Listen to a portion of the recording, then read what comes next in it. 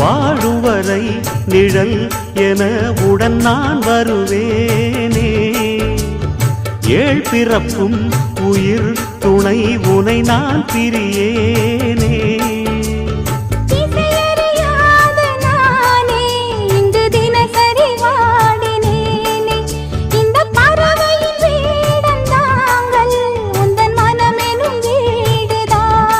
நீண்ட காலம் நேர்ந்த சோகம் நீங்கி போக நானும் தீண்ட யோகம் விளங்கிடும். பூமிக்கொரு வாரம் என்று எண்ணி இருந்தேன், பூமுடிக்க யாரும் இன்றி கண்ணி இருந்தேன். சொந்தமின்றி பந்தமின்றி நானும் இருந்தேன்.